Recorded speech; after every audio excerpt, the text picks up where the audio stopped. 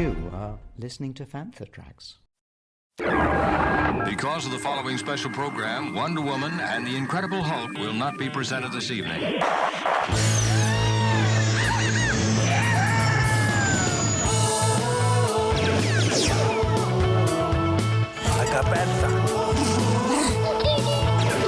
It's time to get all your Star Wars news in a single file. That doesn't sound too hard. Boom! This is Making Tracks. This is the way. Here are your hosts, Mark Newbold and Mark Mulcaster. I know these people. They are brutal.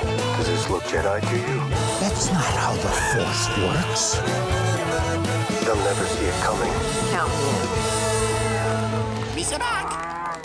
You're listening to Making Tracks in a very special episode as we sit down with Skeleton Crew star Ravi Cabot-Conyers to talk all about the show, his time making the 8-episode long Disney Plus series, plus all the other things happening in his life right now. So here's myself and Ravi talking all things Skeleton Crew on the latest episode of Making Tracks.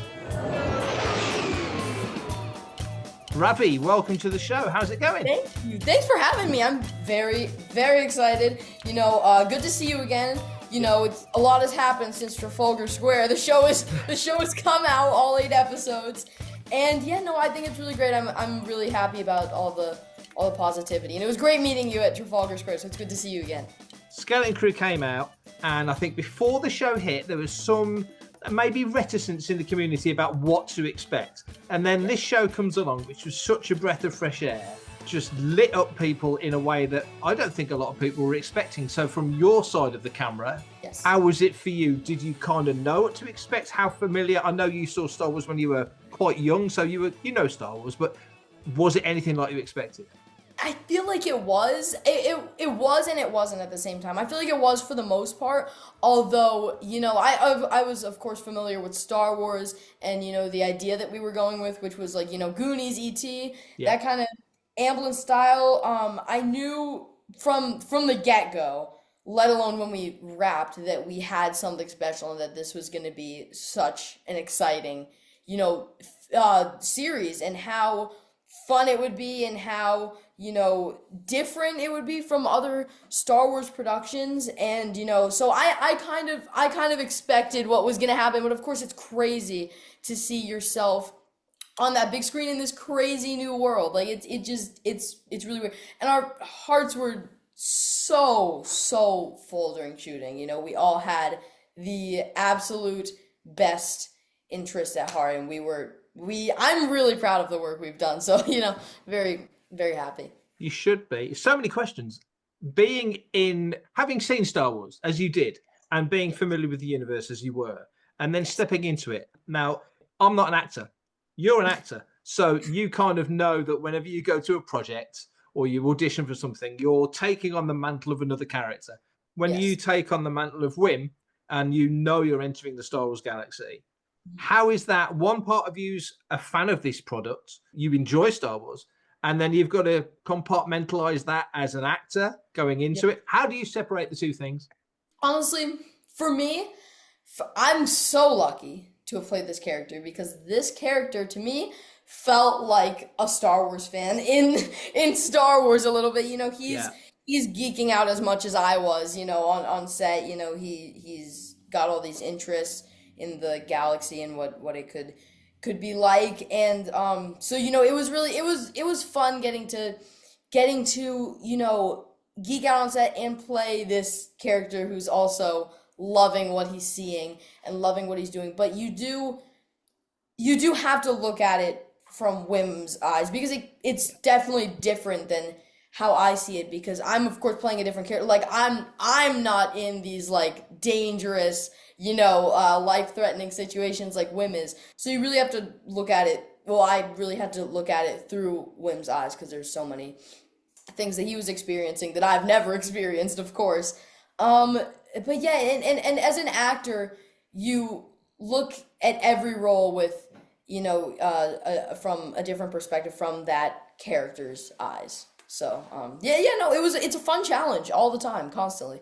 He's the guy that we identify with to watch the story through, because he's a kid and he's playing with his action figures and he's, he's doing all the things that we do. And I spoke to John and Chris actually on the day that that I met you. And one of my questions then was, there's a very fine line with Star Wars when it feels too much like the real world or too far away from the real world. And it balanced it perfectly, because we knew this was Star Wars Suburbia, and that the kids in there and the teachers and your dad and all the other characters around it was very similar to what we would have here on Earth. You were aware going in that you were that focal point, that Wim was the guy that we were watching through his eyes as you explore the galaxy.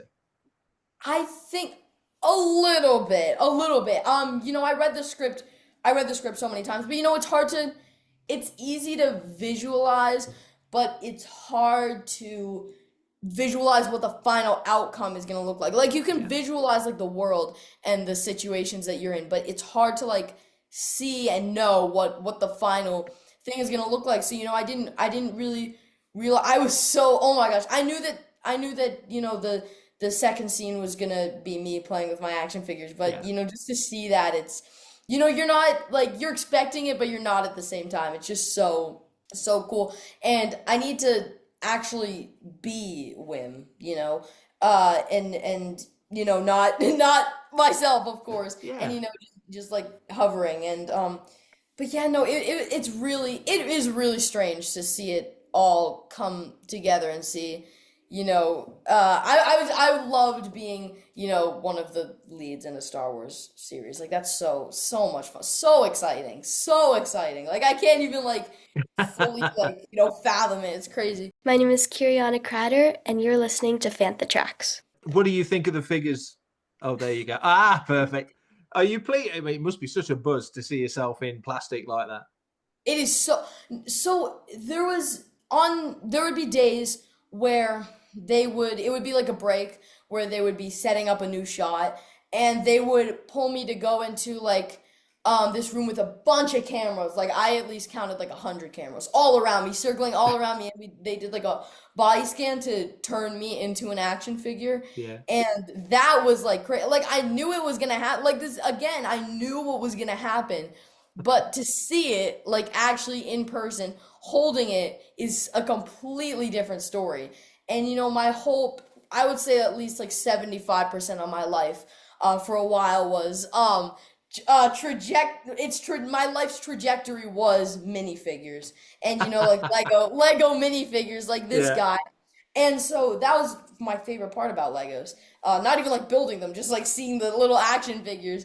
But I've always loved, action figures, minifigures, that kind of thing. So it's so crazy and so exciting to see myself as one, and it's a lot of emotions. Oh, totally. One of the things that, again, John and Chris said was when they cast you guys, the four of you, when you all came together, and he had to do the chemistry test, as every group of actors has to do, which just reminded me of Harrison and Carrie and Mark doing all their sort of chemistry stuff back in the day.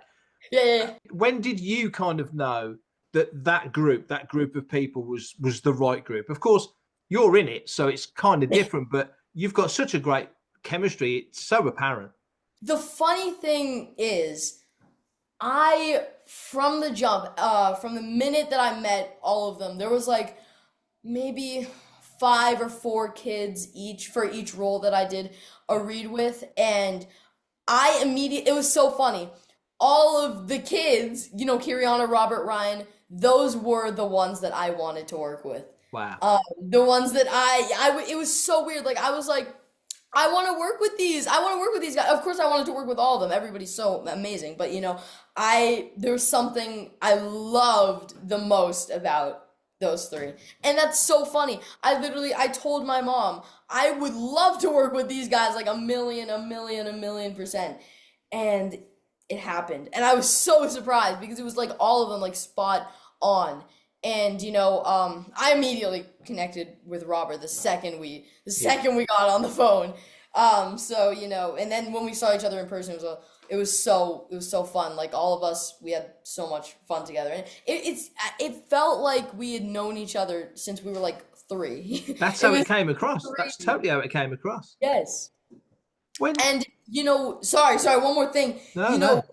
Ryan, speaking of Ryan, it was actually her birthday yesterday, so I wanted to give out a little shout out, because I met all of them when Robert and I were 11, Kiriana and Ryan were 12.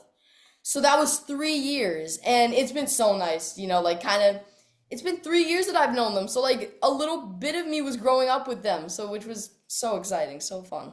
That is crazy. That is crazy. One thing I loved about the mixture of characters was that I think sometimes you have characters that pair up. So I think people think of women, Neil. You think of KB and Fern. But actually, as the show progressed, you had such a great episode with KB. All the characters kind of mixed with each other so well as an ensemble.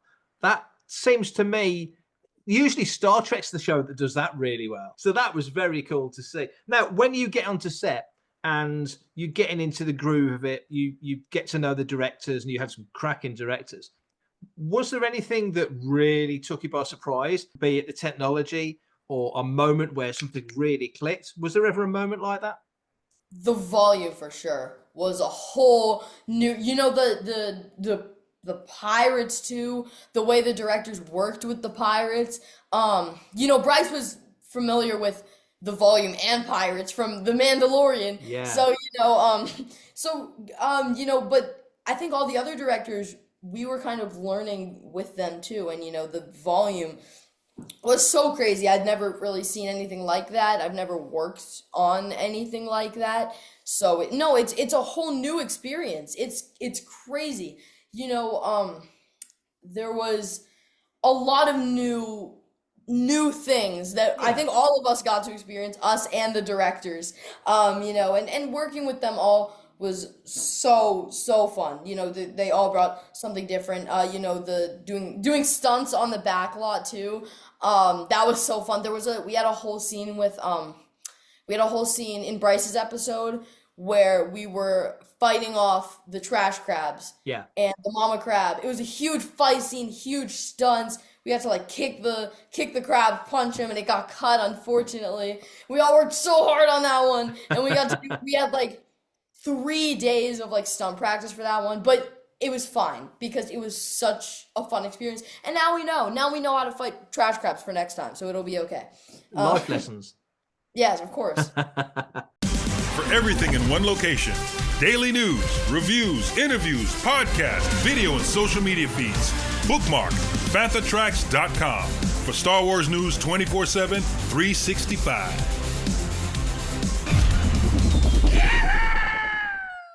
Was there an episode or maybe a sequence or scene that you look back and go, that was the moment where it really came together? Oh, there's so many options.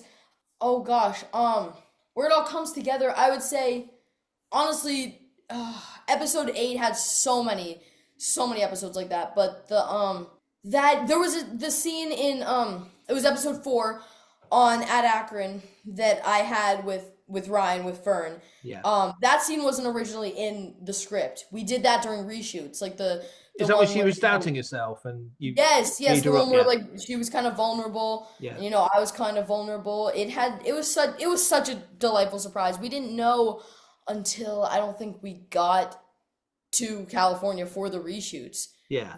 That scene was even there, and it was so exciting. I love episode 4, and I love the planet. And I love the whole episode. It's so much fun. And I think it's so nice that there was, a moment for Fern to be vulnerable and for me to be vulnerable. And, during reshoots, it was all mostly technical stuff. Yeah. So, having this new scene, which was new emotions, a new thing was really nice. I think that what you say there makes a lot of sense because, again, talking to John and Chris, they said once you guys were cast, it made them want to go back and look at the script because they knew that there was personality that you had and that the other guys had. They could bleed into the script. And it feels very much from what you just said. That scene wouldn't have worked with different actors. It might not have been the same thing. So that kind of feels like something that plays off the back of that. Yes. When the show's out in the world, what do you see of it as we're watching it as fans, episode by episode, and reacting to it online and giving our opinions and thoughts? What do you guys ever see of that? Do you steer clear of that? Are you interested in what people think?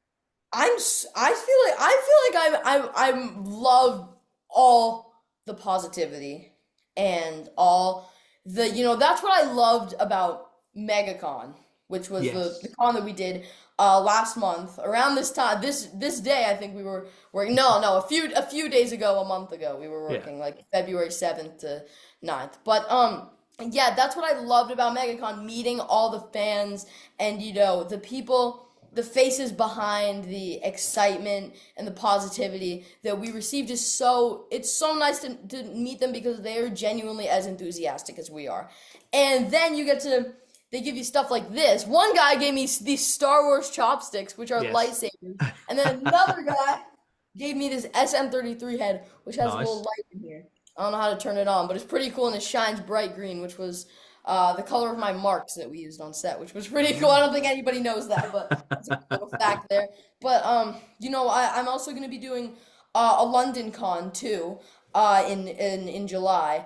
I can't wait. It's so exciting. I love doing cons, and I love meeting all of the fans, and it's so much fun. I don't even know what to say. It's just gonna be so fun. It's gonna be so exciting. It will be fun. Jude Law, huge star. You guys just blended together so well. Thank you. What was it like working with an actor of his caliber, his expertise? He's been around for so long. What did you pick up from working with a guy like that? Honestly, just every day watching him and observing was a whole learning experience. There's every day you learn something new. Watching him and just being in that environment, he was having so much fun too, which meant that we had even more fun than we were already having because, he is, so professional and, so good at what he does. And, he's so good at balancing, fun and staying professional. And he's such a good listener too. Yeah. And, I feel like that made us better listeners too. He would also communicate a lot with the directors, which is of course so important on a film set or a series or just a set in general. You've got to do that because we're all creatives, so we all have to be on the same page, of course. So just watching him being alongside someone so experienced, and he's so nice too. Really, he's so nice and authentic. And I loved seeing him again last month at MegaCon. That was so nice. I hope we see him a lot soon, and getting to know him and how much he loves matcha green tea was very fun. Yeah, that was one of his favorites. I actually got him some matcha green tea. I don't know. I think that was pretty good. I just kind of knew. I just knew. Well played. And the first time we met him, he came over to me to thank me for the matcha green tea that I gifted him. I left it in his dressing room because he was somewhere else, and I thought that he was originally the stunt coordinator. I'm not sure if you've heard this story before, but they look so similar. And one of the stunt coordinators we had, Colin Fallenweeder, looks exactly like him. He even played Jude's stunt double. So of course I'm gonna get that mixed up. What do you want me to do? And so I was like, "Oh, hey, how are you doing?" Not that I wouldn't give Colin a nice welcoming, but I would have been a little bit more for Jude Law. But it was so funny. One of the unique aspects of Skeleton Crew, specifically in relation to Wim, is the relationship with his dad. We've seen single mothers in Star Wars with Anakin and Shmi. And other familial characters all the way through. Star Wars is a family saga, but really rarely on screen, certainly, seeing a single dad and a son. So that relationship was so interesting because there was the formality, he's a single dad, he's a busy guy, he's got his career to think of, but he's also got you. That relationship was so unique. How was it playing that out? Because it gradually build. They're separated for many episodes, but when they're back together, I think it's episode 7 when you come back together, the relationship's changed. You're the guy that's gone out and seen the galaxy. He's never seen it. So how did you work on that?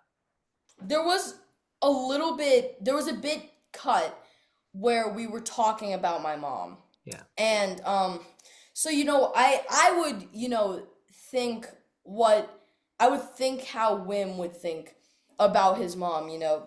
Because there's not much information given about Wim's mom at all. And I think that Wim's relationship with his dad is so special, but I think they're both really thrown off by the fact that Wim doesn't have a mom anymore. And I think that does kind of cause problems, and it seemed like his dad didn't want to deal with it really, and he didn't really want to have talk about it, and endure any of that pain again. And it seems like the same for Wim. He has that kind of breakdown with Jod, where he's talking about his mom and how rough the galaxy is, and how I feel like Wim's mom would have known what to do in that situation, with Wim. Yeah. But yeah, no, it was a challenge. Since there's not much information, even in the script, the character breakdown, there wasn't much given about Wim's mom at all. So kind of figuring that out as I went was, a challenge, but it was a lot of fun. And, at the end of the day, we see that Wim and Wendell can count on each other. Oh, and totally. I think that's so important. It all comes full circle, by the end. Do you prefer knowing less and sketching it out for yourself, or do you prefer knowing more and just trying to portray what information is given? Honestly, I think I like knowing less. I like the challenge, and I also, one of my favorite parts about building a character is, kind of discovering things along the way and kind of, having my own idea of what, the character's life might have looked like before we see him on the screen. Yeah. Because, there's a lot we haven't seen. He's lived for 11 years before we've seen him. So there's a lot. And so I like figuring that all out, for Wim and for any other character I play. I like the challenge. And I think it's fun, and I think it's, cool because fans or the audience doesn't know, that what's figured out by the actor and what was already established. So. Yeah, that's a great point, actually. That's a really good point. Hi, this is Vivian Lyra Blair, and you're listening to Fantha Tracks. When you look back at the whole season, which, as I've said numerous times, to me at least, was a stunning success. ILM knocked it out of the park. The music was wonderful. Everybody in it was great. I loved it. What's your takeaway now? You step beyond Skeleton Crew, and hopefully at some point step back into it. But for now, step beyond Skeleton Crew. How do you kind of look back at the experience? Because as you said, you were 11 when you started, and that was 3 years ago. So that's a chunk of your life that's passed. Crazy. So how do you look at it? Honestly, I see it as probably one of the best experiences of my life. I've learned so much, a crazy amount of stuff. And I had a playlist that I made for each episode, which kind of I would listen to, throughout shooting, and I still listen to it now. So having that to kind of remind me of it, because of course I don't remember every little detail of shooting because it was 3 years ago. There's of course so many things that I do vividly remember, but this kind of brings me back. Yeah. To when I was creating the playlist, because I created a bit of it while before we started shooting, and then a little bit while we were going. So I kind of can go back to see what I was thinking and how I was just living in this character's shoes. So yeah, no, I can't believe it, really. I can't believe this experience that I have, and I'm so grateful that I have had it and that I've gotten to work alongside so many amazing creative geniuses. You mentioned MegaCon. You mentioned July for London. Are you enjoying now getting out of there and talking to folks like myself, or going out to conventions and meeting the fans? Do you enjoy that? I enjoy it more than anything. I love being there to, because there were a few kids at MegaCon that came by and were so excited and genuinely so excited. There was a little kid dressed up as me, and that was probably the coolest thing I've ever seen. And then there was also another kid that came by every single day to see us, and he came with a birthday card for me and a drawing for Ryan, and it was so, because my birthday was the next day after the last day of of the con. So oh my gosh, that was so sweet. And I love going to conventions as Antonio too from Encanto, Yes. Because that's a completely different, fan base. Like there's so many awesome kids who enjoyed it so much and who are so excited to meet me. And and some adults too have enjoyed it so much. I think everybody has enjoyed it. It was such a great film, an amazing film. And I would love to see a continuation of that, along with Skeleton Crew. I would love for 4 more seasons of Skeleton Crew, along with, oh my gosh, a movie would be crazy. A movie would be insane. I would love for a movie. I just keep thinking that give it a couple of 3 years. You're a bit older than you were when you made it, so you make another season when you're sort of your mid-teens, and then another season when you're in your early 20s, and we could just keep going for the next 30 years, and basically you could lead the resistance. It'd be great. Oh yeah, that would be fun. Brilliant. So much fun. I've really enjoyed this chat. Thank you so much for giving us your time. Of course, thank you. Oh my gosh, so fun. I love revisiting Skeleton Crew and talking about it with you. I love talking with you a few months ago. And yeah, come visit me in London. I'll be there. July. Pretty exciting.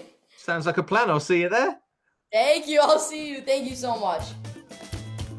Email radio@fanthatracks.com. Head to links.fanthatracks.com for links to our social media feeds, Fantha Tracks TV and Fantha Tracks Radio. Thanks to James Semple for the Fantha Tracks intro, Blues Harvest for our Making Tracks opening music, and Mark Daniel and Vanessa Marshall for our voiceovers. New episodes drop Tuesdays and Fridays at 7 o'clock UK time. Our weekly news show, Good Morning Tatooine, goes live Sundays at 9 o'clock UK time on Facebook and YouTube. And remember, Fantha Tracks is absolutely free, so it costs nothing to stay updated on all the latest Star Wars news. Coming up next on Fantha Tracks Radio, it's another episode of Making Tracks.